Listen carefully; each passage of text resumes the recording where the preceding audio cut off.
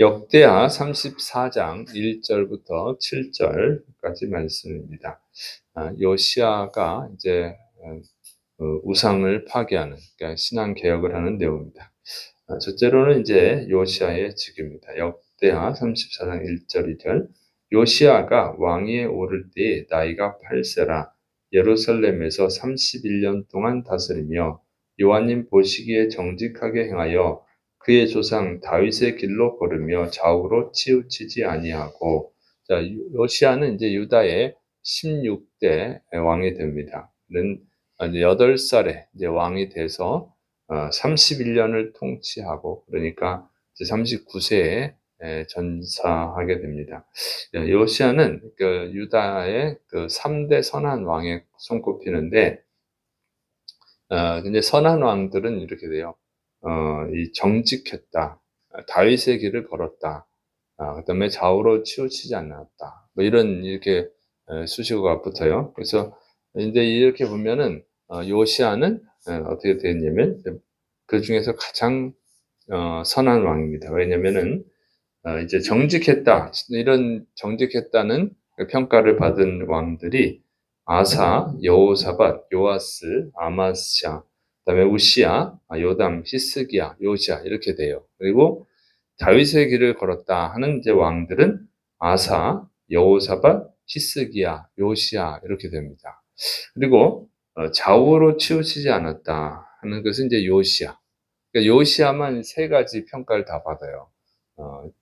이 정직했다는 평가, 그다음에 정직했다는 것은 거짓말을 하지 않았다 그런 뜻이 아니고 하나님 말씀대로 잘 순종했다. 이럴 때 이제 정직했다는 평가를 받는 거예요. 그러니까 율법, 그러니까 당시 율법이죠.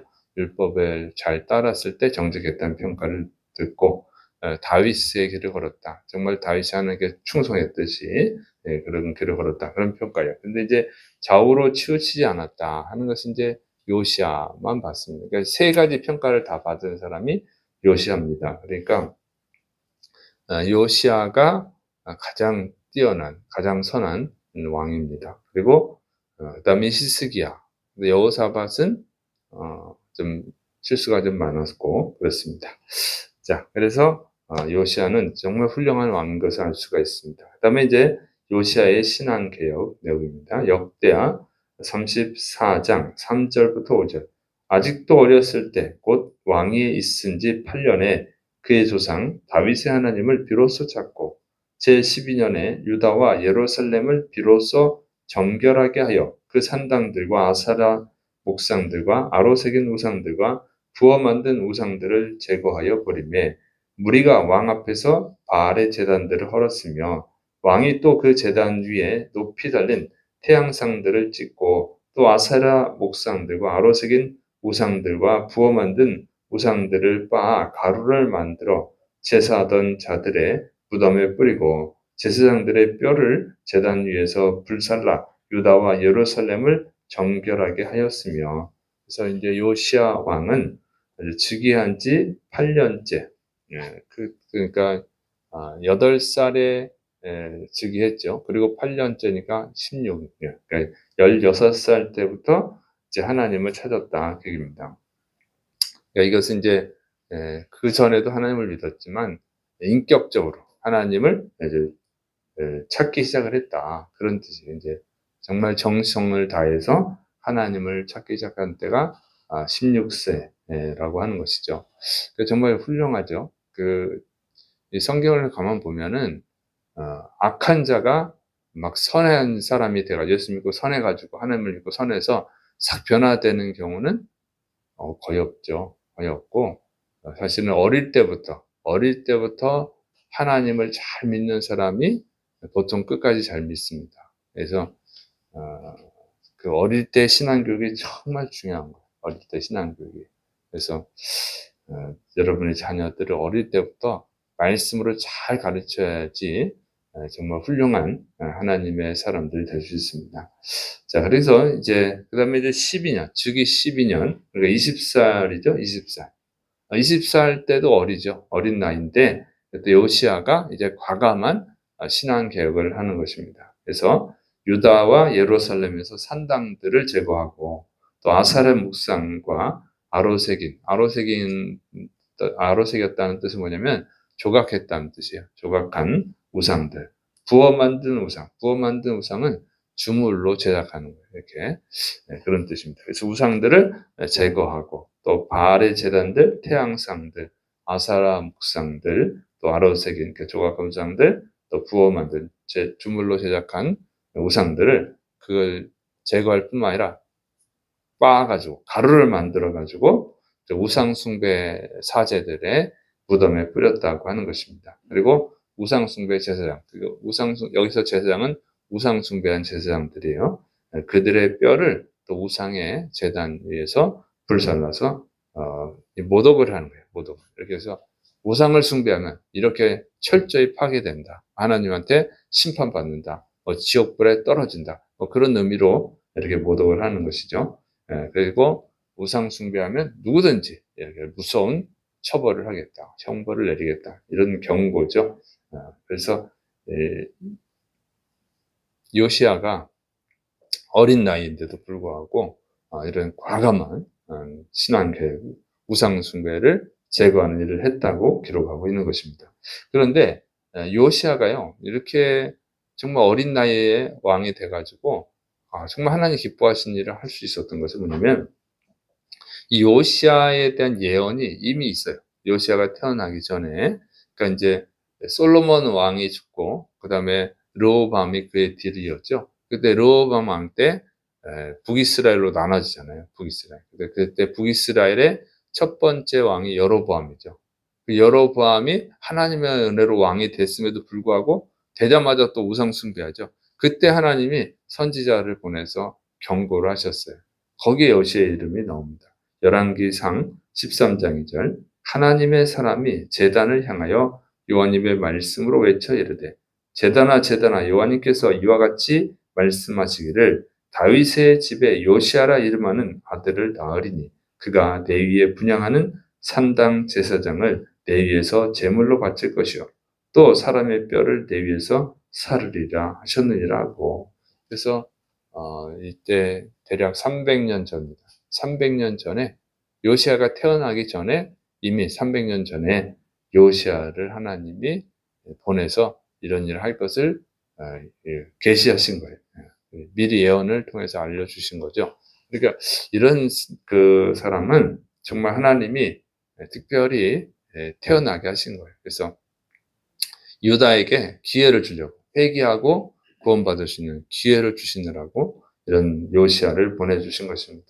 그래서 예수님도 보내주시고 모세도 이렇게 특별한 사람들은 하나님이 계획 속에서 보내주시는 거예요. 그래서 정말 하나님의 이 요시아의 그 어릴 때부터 이런 정말 신앙 계획을 하는 것을 보면 그것이 하나님의 사랑인 줄을 믿으시기 바랍니다. 그래서 하나님이 사람들을 구원하시기 위해서 특별히 또 하나님의 사람들을 보내셔요. 그래서 그런 기도도 해야 돼요. 하나님이 또 은혜를 베풀어 주시도록 기도해야 됩니다. 자, 오늘 이제 개혁의 대상을 기록합니다. 요시아가 개혁한 대상들이에요. 역대하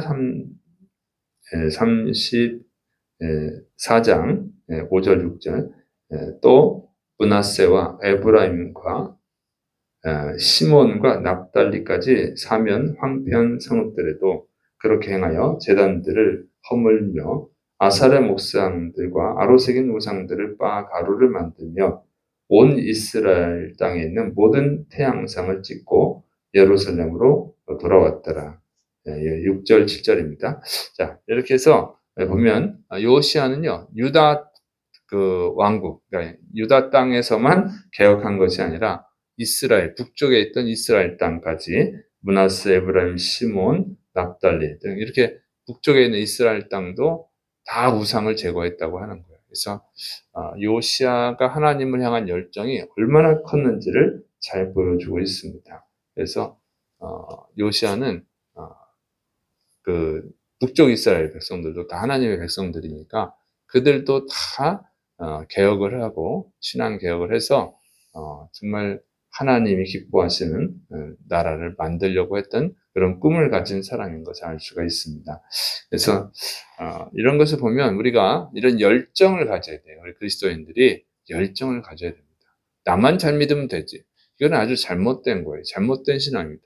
요즘은 교회 다니고 천국 가고 나만 잘 믿으면 되지. 뭐 종교의 자유지. 뭐 네가 가족들인데도 불구하고 내가 믿든지 안 믿든지 네가 알아서 해라. 뭐 이런 식으로 신앙생활 하는데 또 남을 전도도 하지 않고 그러는데 그러면 하나님이 싫어하는 거예요. 그건 잘 믿는 게 아니에요. 나만 잘 믿으면 잘 믿는 게 아닙니다. 그러니까 하나님의 사람들, 하나님이 사랑하는 사람들 보면 다 그냥 자기만 잘 믿는 것이 아니라 다른 사람도 잘 믿게 하려고 노력을 했죠.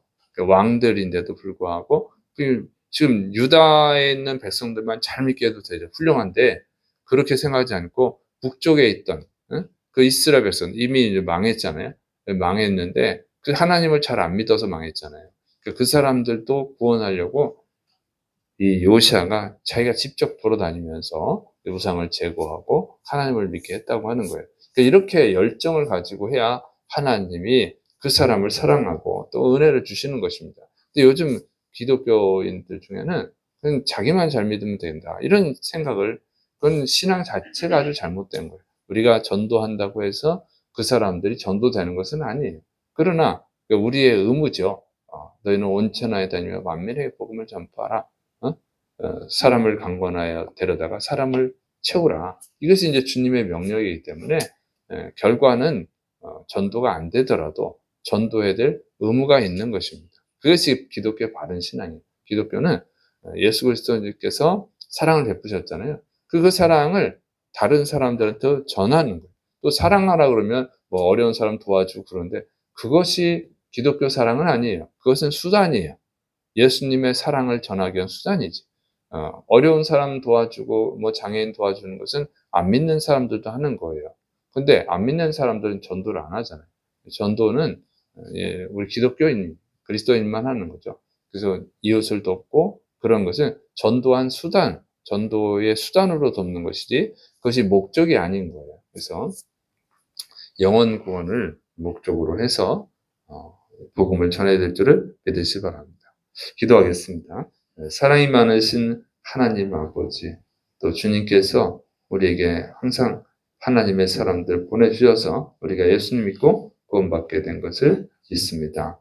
하나님, 또 우리가 이런 은혜를 받았사오매 우리도 또 다른 사람들에게 이 생명의 복음, 예수 그리스도의 십자가의 복음을 전하는 사명을 온전히 감당하게 하여 주옵소서. 예수님의 이름으로 감사하며 기도드립니다. 아멘.